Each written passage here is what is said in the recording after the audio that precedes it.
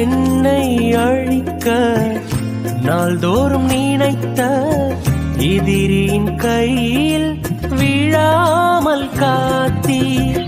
என்னை அழிக்க நாள்தோறும் நினைத்த எதிரியின் கையில் விழாமல் காத்தீர்.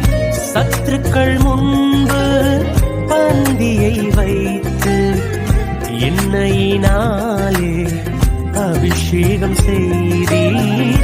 சத்துருக்கள் முன்பு பந்தியை வைத்து எண்ணெயினாலே அபிஷேகம் செய்தீர். என் அலைச்சல்களை அறிந்தவரே, என் கண்ணீரையும் காண்பவரே. Download ShareChat.